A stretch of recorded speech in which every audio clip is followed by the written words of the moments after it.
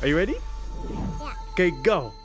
It's a girl Kit. Yeah, it's your girl Kid Cactus, and today we've got some high five, spanking new Destiny 2 news, courtesy of the Bungie weekly update that has just gone live, revealing official information. And so, Just get started. you know, Listen. you want to go listen? You know, people like your intros way more than mine. Yeah. Wow.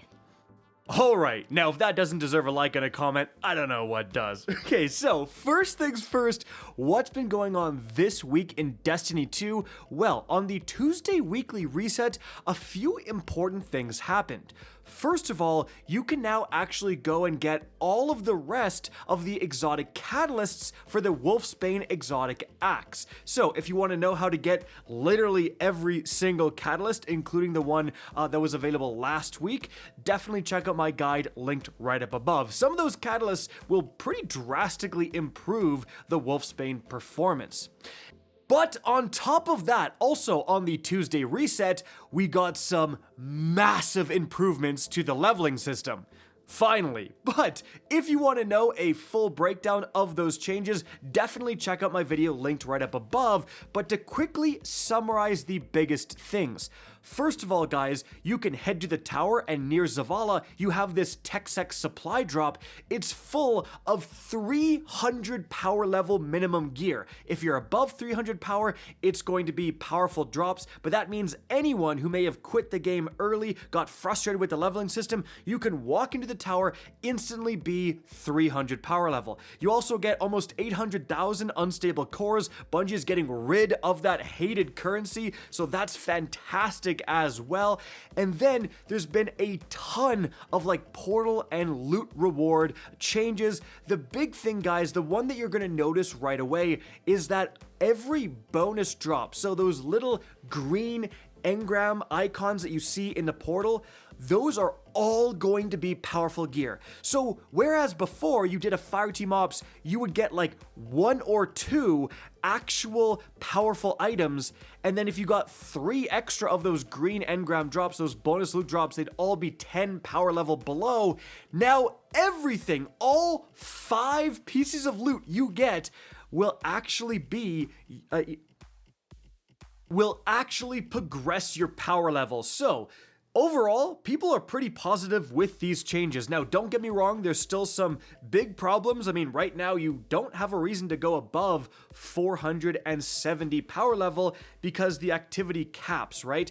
So again, there's some problems with the leveling system still, but finally, it feels like if you go into the portal, you play some activities, your time is finally being respected. Like if you are actually picking activities with a bunch of bonus loot, you are getting legitimate rewards. You are pretty drastically increasing your power level, and it doesn't feel like you gotta spend 12 hours in the Caldera mines anymore. So overall, definitely some good changes in my opinion. Still a ways to go, and this may cause some issues down the road, but hey, we needed this, and I'm glad we got it. Now, moving on from there to the brand new information within the TWID. So the first thing Bungie does is a Festival of the Lost preview. So this is going to return starting next Tuesday, October 21st at reset, and here is the new promotional image they released.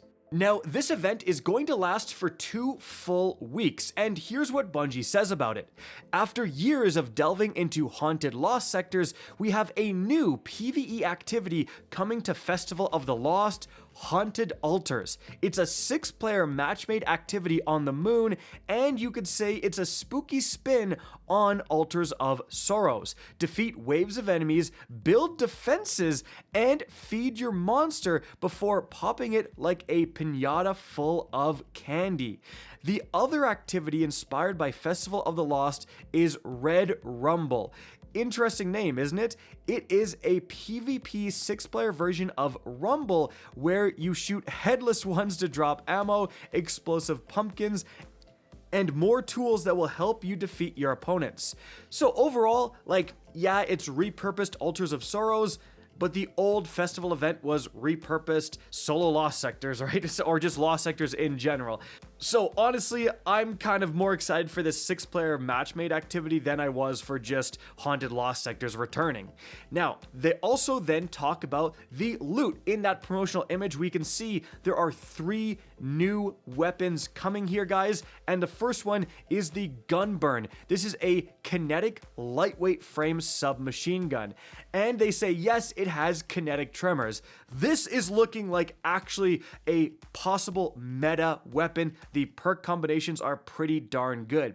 Then we have the Hushed Whisper, which is a strand precision frame bow, and then finally we have the Arcane Embrace, which is an arc heavy burst shotgun. And I believe this one is returning from last year, being repurposed. Obviously, all 3 of these weapons are going to be available up to tier 5, but there is not many heavy burst shotguns in the game. Remember, that's like the 2-round burst precision slug shotgun. So definitely cool to get, that back with some new perks. Now, Bungie says, in terms of acquiring this stuff, they say these weapons will drop as eerie engrams from the 2 event-specific activities, with up to 2 daily eerie engrams also dropping from other portal activities.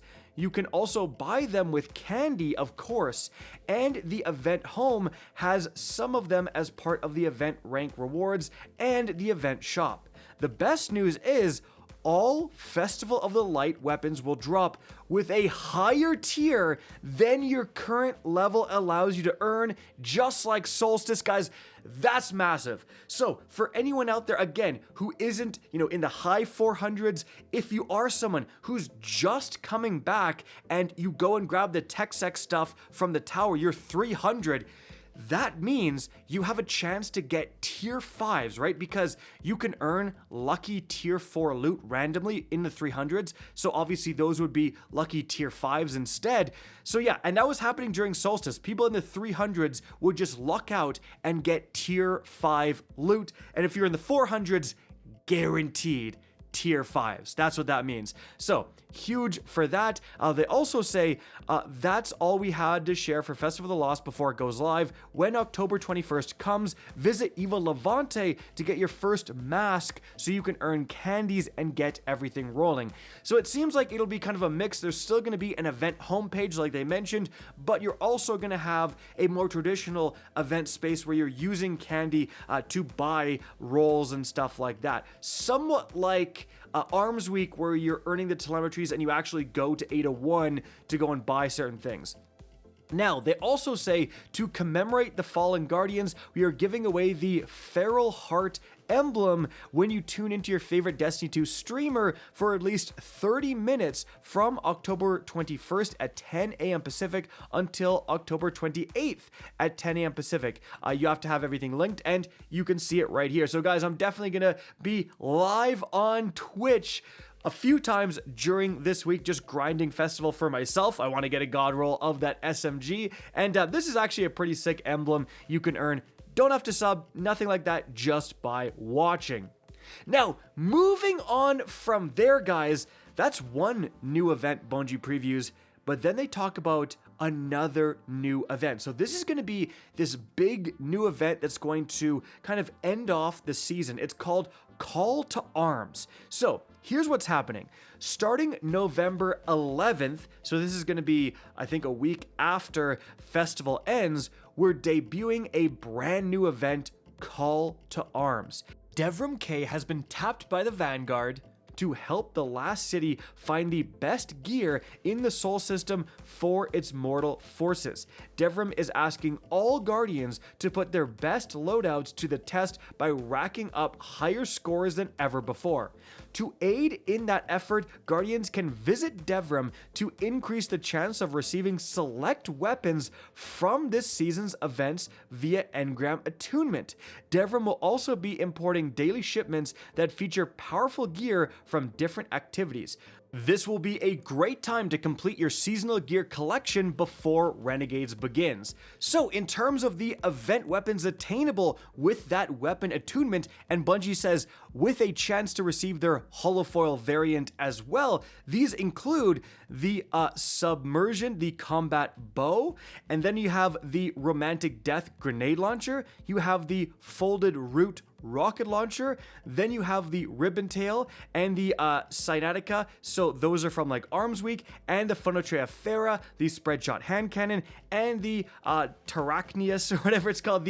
That's the rapid fire frame precision shotgun, guys. So we've seen a lot of these before, especially the submersion to combat bow. That is the heavy bow, I believe, that is like really rarely available when other events occur. And some of these are really good. Like if you haven't gotten a good Phonotreafera, like being able to focus for that, the Romantic Death and the Folded Root, those were available in the New Territories thing when the Ashen Iron update came out, and a lot of people were kind of not interested in farming during then. So going after those a little bit better, being able to get some god rolls of that is interesting. But here's the really interesting part. So Bungie says, additionally, as a thank you from the last city for your efforts, Devrim has arranged for new cutting-edge procurements to be delivered to those who participate.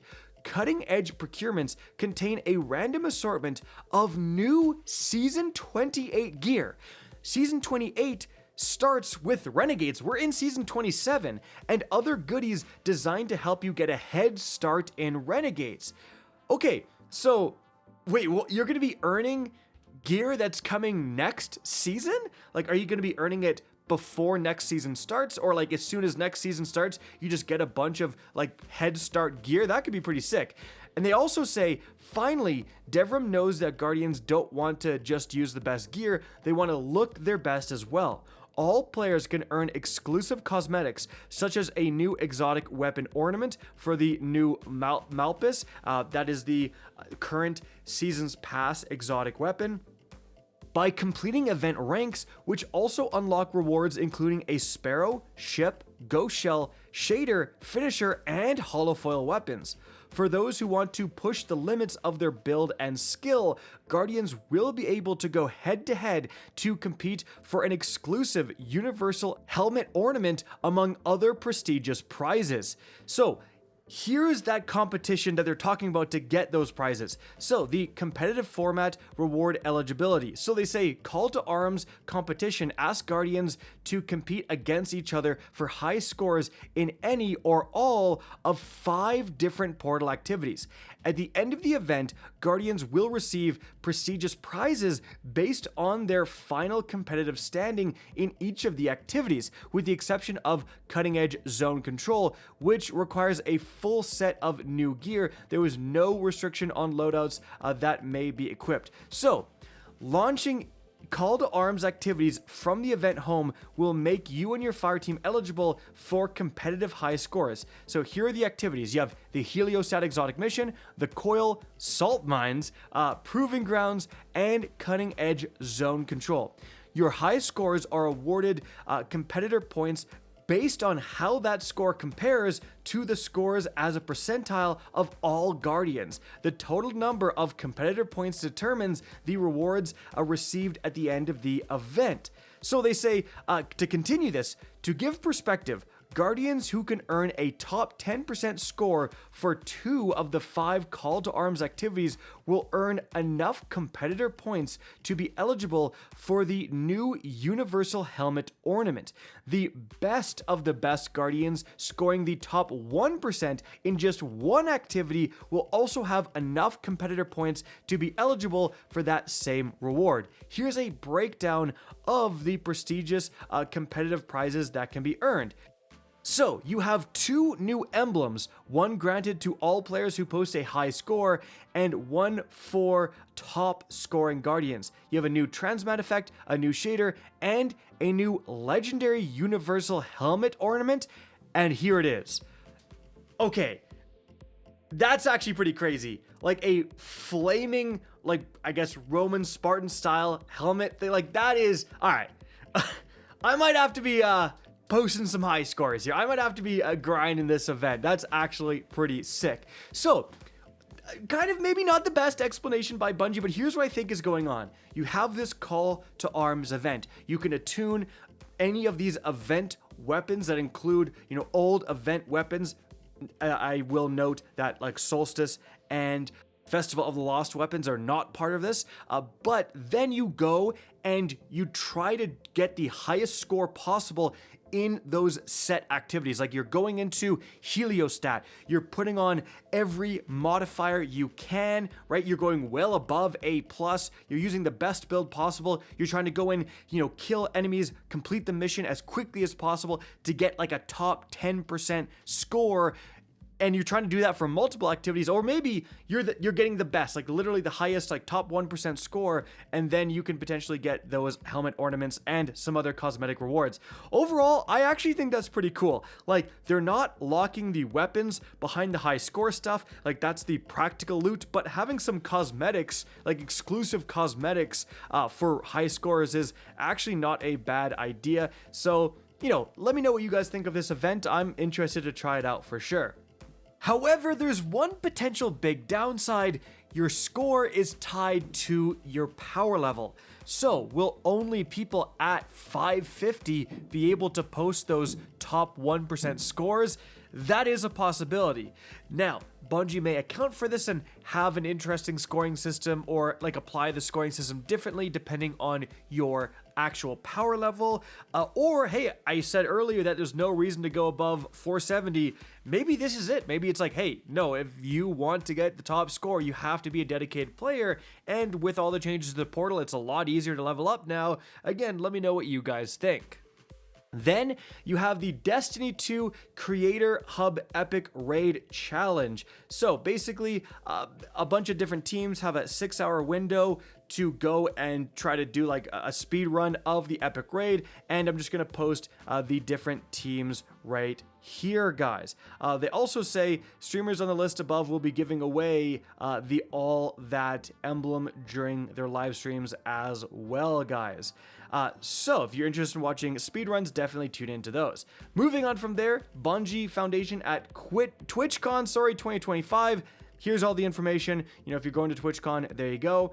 And lastly, guys, just wanted to show the known issues list, and a couple of the big ones like roaring flames for the Titan not activating on ignitions caused by weapons. The arc chaining from lethal current is not activating combination blow. If you're trying to put those combos together, you can't, like your build's not going to be functioning at its best right now, so just want to let you guys know.